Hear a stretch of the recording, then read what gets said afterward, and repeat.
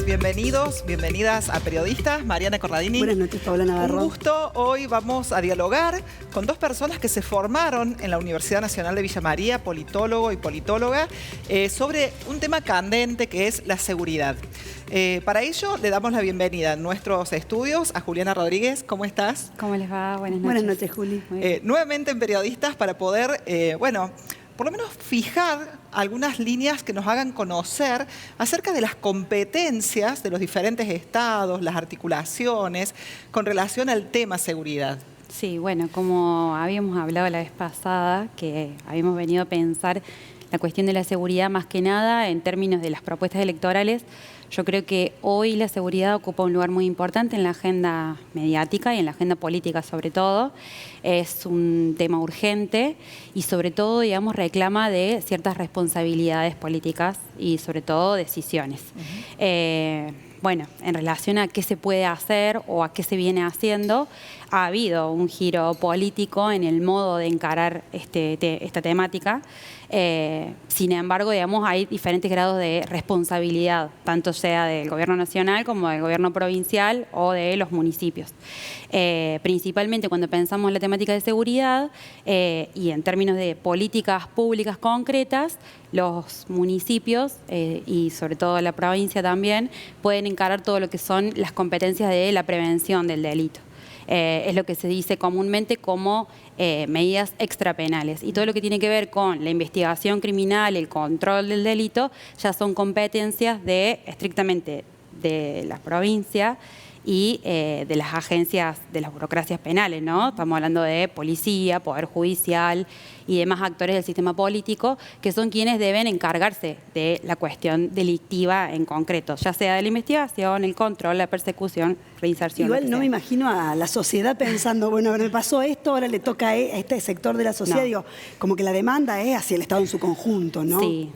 Y en ese sentido creo que es importante remarcar que hay distintos grados de responsabilidad y que es necesario asumir con compromiso y con responsabilidad lo urgente de la agenda, porque la ciudadanía obviamente no espera, digamos, porque la cuestión del delito nos atraviesa y en ese sentido una de las recomendaciones que viene habiendo internacionalmente y también en el plano, sobre todo, lo podemos ver en el plano de los gobiernos locales, tiene que ver con que la prevención del delito se hace codo a codo con la ciudadanía. Es necesario habilitar canales de participación para saber justamente qué situaciones son las que están generando que el delito o las cuestiones criminales sean más posibles de que se cometan o de que se eviten, que es el objetivo de la prevención. Bueno, mucho se habla de la videovigilancia, ¿no? Y de todo lo que tiene que ver con esas imágenes que supuestamente en algunos casos previenen, pero en otros casos también ayudan, digamos, a identificar quiénes son los que, operan en el delito en las ciudades. Sí, totalmente. Bueno, de hecho, eso también es una nota, digamos, de la actualidad o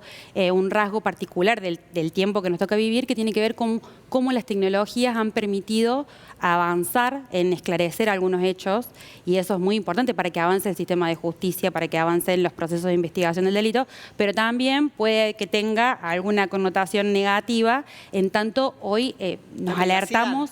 Sí, y sobre todo estamos todos muy expectantes a ver qué sucede, digamos, y por ahí convertimos en cuestiones vinculadas a la inseguridad hechos que no deberían por qué criminalizarse, como se dice. Es decir, convertirse en un asunto de seguridad, ¿no? Esta cosa de estar todo el tiempo alerta el vecino o la vecina de una actitud sospechosa. Eso no genera una sensación de seguridad, al contrario, va socavando nuestro sentimiento de protección. Entonces, en ese sentido es importante también que se construyan recomendaciones o que se capacite a la ciudadanía en torno a qué sí es materia de prevención o de seguridad y qué cosas no. Que no se socave sobre todo el derecho de todos los ciudadanos y las ciudadanas de habitar la ciudad. Claro, pasa mucho con los grupos de WhatsApp de los barrios, ¿no? Y esto también de esos estereotipos en donde vos decís, alerta que tal persona con tal indumentaria o de tal manera, ¿no? Es muy importante esto que vos decís. Sin dudas es re importante darle lugar a la voz, a la participación de los vecinos, tomar verdaderamente en consideración lo que plantean,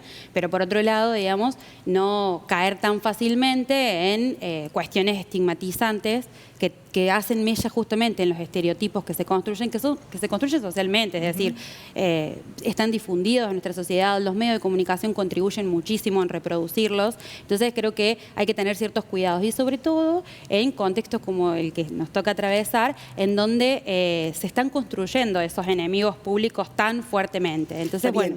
Pero también hay una sociedad que, vos lo decías hace un ratito cuando en la primera pregunta, la sociedad está pidiendo otras cosas que no pedía una década atrás. Sí. Hay una pedida de un pedido de un tipo de seguridad o de un tipo de prevención que me parece que en otro momento no era tan claramente vinculada con un sector ideológico. Sí. Sí, yo creo que en ese sentido habría que profundizar, obviamente, investigar estas cuestiones, digamos, construir datos en torno a eso.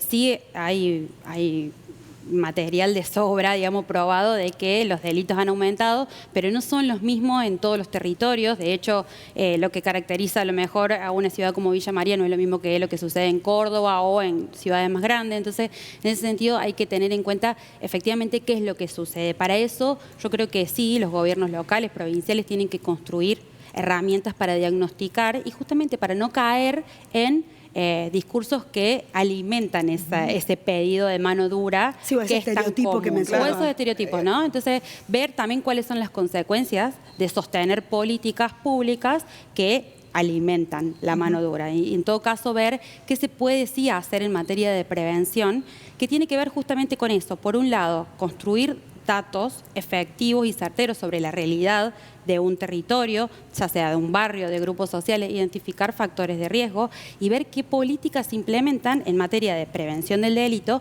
que van acompañando, acompañan a una política de control o de justamente de persecución penal. Porque si solamente pensamos en la persecución penal, bueno, todo lo que hace a la participación de la ciudadanía, a bajar el sentimiento de inseguridad y atender estas otras dimensiones que hacen a la prevención, se pierden. Entonces es importante que las dos cosas vayan equilibradas. Con relación al contexto de crisis muy fuerte económica, también va de la mano, digamos, con esta situación de incremento de ciertos delitos, ¿no? Sí. Sí, eso es real, digamos. De hecho, justamente las políticas económicas que recortan o ajustan el gasto público, si obviamente generan la reacción de grandes sectores sociales y si la única respuesta del Estado es reprimir, eso ya te da una pauta de cuál es la postura que asume el gobierno respecto de la conflictividad social. Lo recomendado en este campo es bajar los niveles de conflictividad.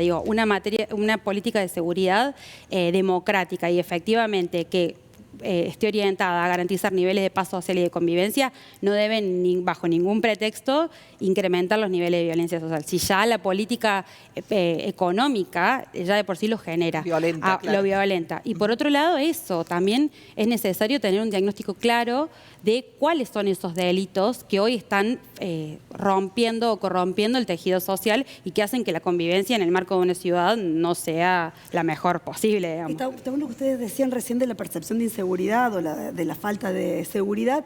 Un trabajo del Centro Estadístico de Villa María desde el año pasado dio cuenta que quienes más inseguras se sienten en la sociedad villamariense, pero seguramente circula esto en las demás sociedades, somos las mujeres. Sí. Vemos como que hay una sensación de vulnerabilidad bastante más grande que puede sentir un hombre ante determinado ilícito. Sí, incluso junto con las mujeres también, por ejemplo, grupo de edades, como pueden ser las personas mayores.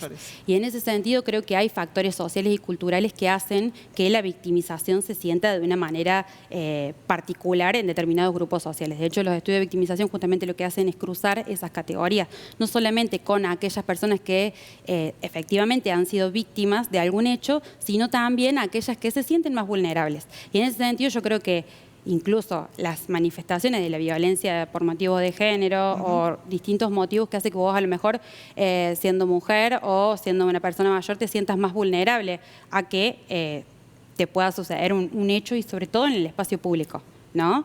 Que por ahí un poco se juegan esas dimensiones cuando hablamos de victimización y eso, hay que poder diferenciar también entre lo que es la victimización real, es decir, aquellas personas que efectivamente son los grupos que son víctimas de un delito, de la victimización que se percibe, ¿no? Que tiene que ver con estos otros factores, con cómo se habita la ciudad, con qué dispositivos de protección yo tengo acceso o no, la información con la que cuenta ese ciudadano, esa ciudadana, bueno, y las estrategias, digamos, que se despliegan en la vida cotidiana de autoprotección y del medio. Entonces, me parece que es muy importante, es bien compleja la temática, pero me parece re importante, por ejemplo, vos que mencionas el caso del centro estadístico, que un municipio tenga la capacidad de construir estas herramientas, estos datos, es muy importante, porque justamente es la base para que vos puedas tomar decisiones focalizadas en algunos grupos y generales para toda la ciudad. Entonces yo creo que lo que trae es re importante, como una buena práctica en términos de prevención del delito. Claro, diagnóstico para luego planificar. Correcto. Generar políticas de Estado.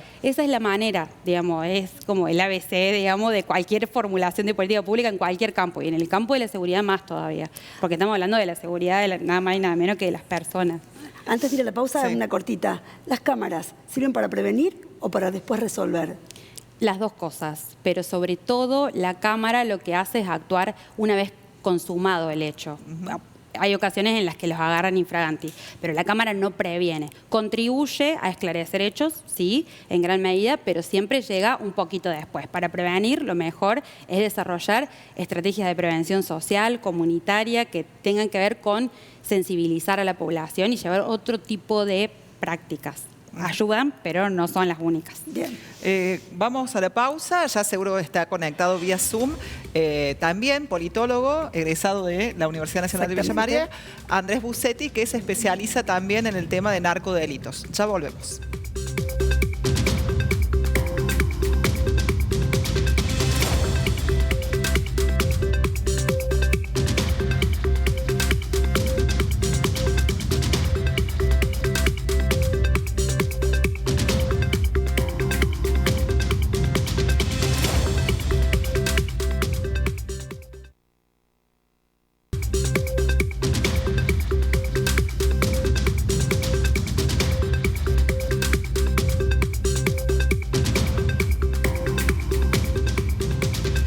Segundo bloque se suma para también pensar con nosotras el tema de la seguridad o de la inseguridad, un egresado de nuestra Universidad Nacional de Villa María, politólogo, especialista en el tema. Le damos la bienvenida a Andrés Busetti. Hola Andrés, buen día, buenas noches en realidad, gracias por sumarte. Hola, ¿qué tal? ¿Cómo están Mariana y Paula? Muchas gracias por la invitación. ¿Qué pasa, Andrés, cuando se retira el Estado? Estamos viviendo un momento en el que parece que el Estado ya no está tan presente dando respuestas a las demandas sociales. ¿Ahí aparece más fuertemente el narco? Sí, yo creo que sí, que por un lado, digamos, vivimos momentos donde la retirada del Estado, digamos, incrementa las posibilidades de que se desarrolle el narco, básicamente porque... por un lado se dejan de cubrir necesidades básicas en los barrios populares, quizá digamos que son los territorios más permeables a ese tipo de actividad, y esa retirada del Estado, digamos, que deja de cubrir esas necesidades, abre la puerta para que ingresen grupos delictivos que por un lado ofrecen una fuente laboral, digamos, en estos mercados ilegales, de alguna manera, una forma de sustento, y que por otro lado muchas veces cubren esas necesidades básicas. Hay muchos relatos de barrios, digamos, de Santa Fe, donde los narcos, por ejemplo, llegan a pagar funerales o pagan los útiles escolares de los chicos, etc. Entonces, ese factor es importante para el desarrollo del narcotráfico. Y por otro lado, la retirada del Estado también de su función de control de los flujos de dinero. Cuando hablamos de desregulación de los mercados financieros, por ejemplo, de quitar los controles del Estado, de reducir la actividad de instituciones estatales como por ejemplo la AFIP o la UIF, ¿no? la Unidad de Investigación Financiera, también estamos permitiendo de alguna manera que se dé rienda suelta a esa otra parte del negocio del narcotráfico que es muy importante, que es el movimiento de dinero, ¿no? Y que muchas veces se olvida y es quizá donde los controles son más laxos. Con relación también, Andrés, al tema de algunos debates que se dan acerca de si la legalización de algunos tipos de droga podrían bajar el nivel del narcodelito. Qué Bien, sonrisa. yo en el corto plazo, digamos, y en territorio donde los niveles de violencia ya son altos, soy un poco escéptico con la posibilidad de que la legalización pueda llegar a bajar los niveles de violencia. En primer lugar, porque la relación entre el mercado ilegal de drogas y la violencia no es lineal. Bien, por ejemplo, hay países productores de drogas que tienen niveles muy bajos de violencia, como por ejemplo Bolivia y Perú, y países productores de drogas que tienen niveles de violencia muy altos, como Colombia o México. Bien, entonces no, esa relación entre violencia y el hecho de que las drogas sean ilegales no es tan lineal. Y en segundo lugar, porque una vez que ya hay grupos delictivos, digamos, que se manejan con niveles de violencia muy altos, digamos, que utilizan la violencia ya sea para dirimir conflictos o para mandar mensajes, una vez que ya existen ese tipo de grupos delictivos, como es el caso de Rosario, es muy difícil que el hecho de la legalización de las drogas, digamos, y de quitarles ese negocio haga que dejen de dedicarse a actividades ilícitas y que se empiecen a desenvolver con menor violencia. Por ejemplo, en México hubo casos en los cuales se les recortó, digamos, el negocio del narcotráfico a algunos cárteles y lo que comenzaron a hacer es dedicarse a otro tipo de actividades que eran aún peores, digamos, ¿no? Como por ejemplo los secuestros extorsivos.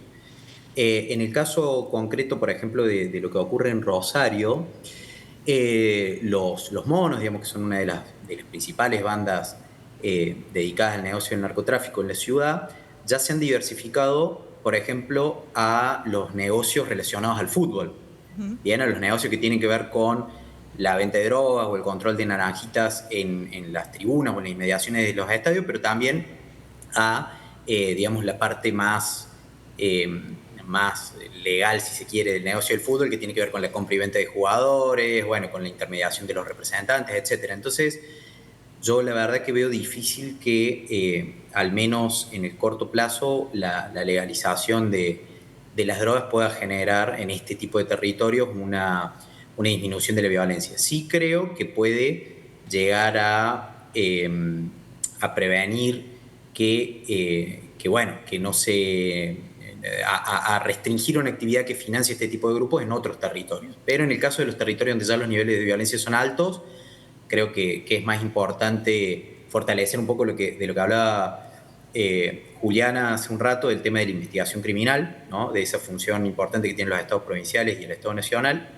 Y por otro lado, controlar un mercado ilegal que es muy problemático, que es el mercado ilegal de armas de fuego, ¿no? Que es el que posibilita, digamos, que los crímenes violentos sean tan altos, digamos, ¿no? Porque la mayoría de los homicidios se producen con armas de fuego. Entonces es un mercado ilegal que me parece que es muy importante controlar. Y en este contexto que describís, ¿cuánto pesa, cuánto significa ciertas complicidades? Porque uno puede no pensar en algunas complicidades con ciertos sectores de la justicia, con ciertos sectores de las fuerzas policiales. Digo, sobre todo el tema Rosario, que vos lo mencionabas recién, lo puso muy en el tapete de la agenda pública, esta situación. Sí, totalmente. La complicidad policial, judicial y política está claro que existe y es muy difícil de desactivar una vez que ya alcanza niveles de impunidad muy altos. Yo creo que en ese caso, por ahí el mejor antídoto para que no haya un desarrollo muy acabado de ese tipo de complicidades tiene que ver con el fuerte control de distintas agencias del Estado, ¿no? La diversificación de los controles de las agencias del Estado. En el caso de, a mí me parece que Córdoba en eso es un buen ejemplo, en el sentido de que Córdoba, para lo que respecta al control del mercado ilegal de drogas, tiene presencia de al menos 3 fuerzas federales, que son la Policía de Seguridad Aeroportuaria, la Gendarmería y en menor medida la Policía Federal, y de 2 fuerzas provinciales, que son la Policía de Córdoba y la Fuerza Policial Antinarcotráfico. Y a su vez se le agregan 2 actores judiciales, que son la Justicia Federal y la Justicia Provincial, que la Justicia Federal se encarga de investigar los delitos relacionados con drogas a gran escala y la Justicia Provincial lo que es el mercado minorista. Entonces eso genera que los actores, digamos, de los grupos criminales no tengan posibilidad de cerrar, digamos, con un único actor estatal que centralice los controles, y por lo tanto se generan controles cruzados entre esas distintas fuerzas y entre esas distintas instancias judiciales que a mí me parecen muy positivos. Acá en Córdoba, por ejemplo, se han detenido agentes de la policía de la provincia por investigaciones iniciadas por la Fuerza Policial Antinarcotráfico o por fuerzas federales, por Gendarmería y Policía de Seguridad Aeroportuaria sobre todo, y también se detuvieron, que esto pasó en la ciudad de Villa María, una pareja que eran agentes de la Fuerza Policial Antinarcotráfico a partir del accionar de la Policía de Córdoba, ¿no? Entonces, esa multiplicidad de actores y esos controles cruzados evitan que el desarrollo de las complicidades tome una escala que sea incontrolable. Me parece que eso es importante. Y con relación a esto que vos destacabas de Rosario, ¿no? Bueno, Rosario siempre estuvo cerca, pero está muy cerca, por ejemplo, de Villa María. Y bueno, también el gobernador Yarlora dijo acerca de la necesidad de trabajar también entre las fronteras provinciales. ¿Cuál es esa visión y esa postura, Andrés? Totalmente, ahí hay un rol muy importante, bueno, de la coordinación entre los gobiernos provinciales.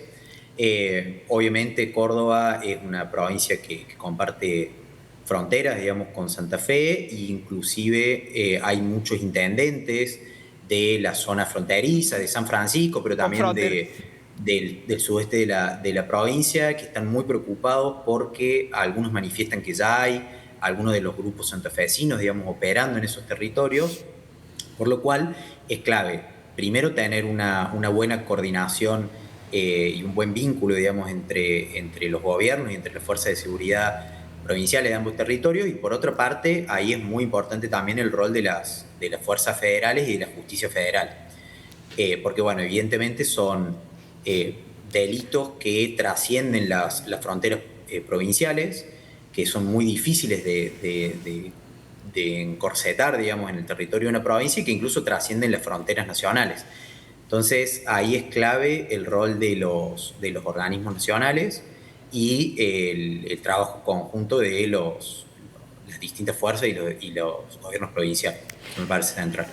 La última, Andrés, para cerrar, y la hacemos también extensiva a Julia acá, agradeciéndote muchísimo que te hayas conectado con nosotras para hablar y analizar este tema tan relevante y que tanto nos preocupa como sociedad. ¿Sos optimista de lo que pueda pasar o cuál es el gran desafío que habría que sortear para poder ser optimistas? Bien. Sí, yo soy optimista en el sentido que creo, a mí me parece muy positiva la reacción que hubo ante la situación de los últimos crímenes en Rosario. Me parece que trascendió, digamos, las fronteras de la ciudad para convertirse en un problema de agenda nacional que nos tiene a todos muy preocupados y hablando del tema hace ya varios días. Así que yo creo que es muy importante, digamos, el primer paso es no naturalizarlo, ¿no? Decir, bueno, tocamos fondo, llegamos a un límite. Ahora lo que falta, y bueno, y en eso soy un poco menos optimista, es en encontrar soluciones conjuntas, digamos, ¿no? Y soluciones serias que trasciendan las puestas en escena o bueno, la voluntad de generar tapas de los diarios hasta que haya otro tema de agenda que tape esto. En eso yo creo que va a ser un poco más difícil encontrar soluciones conjuntas, pero por lo menos veo preocupación por parte de la población y veo voluntad política para encarar el problema. Yo elijo un poco ser optimista, quizá peco de de ingenuo, pero yo creo que la reacción ante los últimos sucesos fue positiva. Juliana, también para cerrar este desafío, ¿no? del tema seguridad. Sí, yo creo que comparto la sensación que está planteando Andrés. Y sí creo que es muy importante llevar a cabo con seriedad políticas de seguridad que tengan en cuenta estas dimensiones que veníamos charlando y que sobre todo tengan en cuenta que los ánimos sociales pesan demasiado como para que se tomen con liviandad o se escenifiquen formas de intervenir en el asunto que no resuelvan de fondo y que generen mayor conflictividad. Creo que la salida es reducir los niveles de violencia, siempre respetando y entendiendo que estamos en una sociedad democrática y que necesitamos vivir más tranquilos.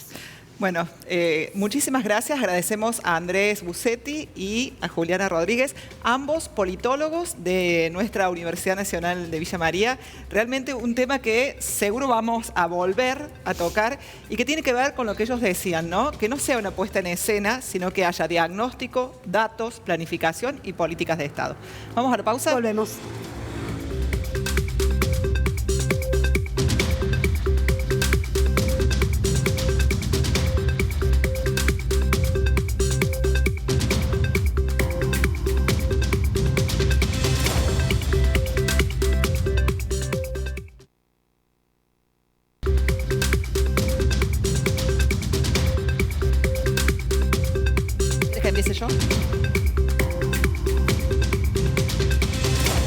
Algunos de los ejes que podemos rescatar de la presencia en el piso de Juliana Rodríguez y vía Zoom de Andrés Bussetti.